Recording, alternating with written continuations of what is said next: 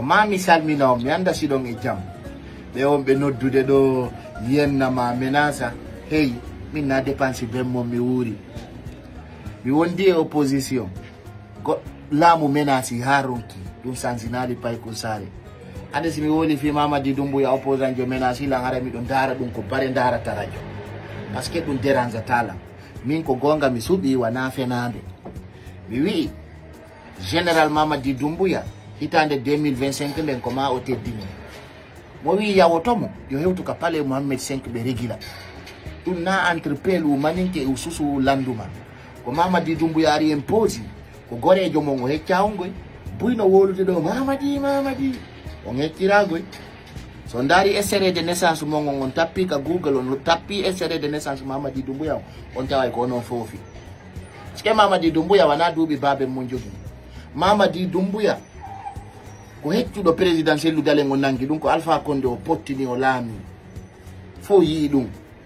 ketto de halawi ngi halawi ngeri fu ko fenande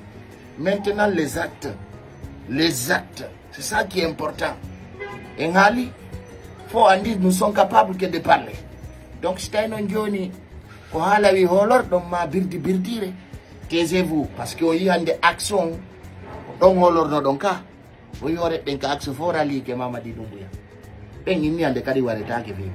ben hande kadi wi pieta ke fi goddo ben hande kadi wi ko uttu e l'école je la yoni ko fala ko wada ko kalu wade ka komi derato ma men ko dum en fala arabu bonna wula tay non no wodi goddo ngo ma leader jogo on tigi hewta wiya ko mi woni leader de l'axe matel maggo ngo départ goddo darnata be wi non goto jawata sina e hubbungal ha hande o yiye daningal no jawe koy hubbungal jawete ay daningal de mo jawi do e daningal ara ya perdi o yande so jetti politique bawuri on woni woni politique bawuri feti kini ke do ha woni premier chef de gouvernement donc politique modjo Ousmane Gawar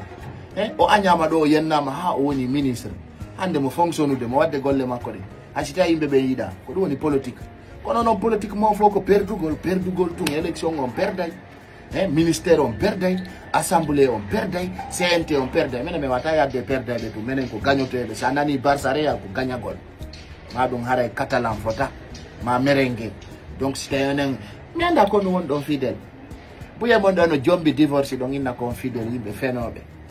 mais yida on fidélité solar asulu mi okore ndi yara donc ara jaba ko yo deju en tori need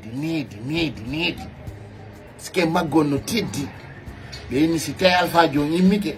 haray mete longol no tawna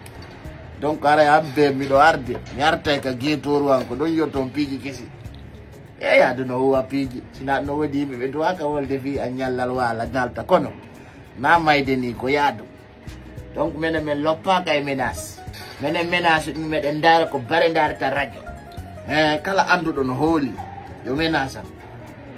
ti valir l'air ko do woni nder to ay ko sare na birde Madame Miri, 2025, vive général Mamadi Doumbouya. Et puis, tu as dit que hélas, Mamadi Doumbouya. Il y a dit que nous dérangeons.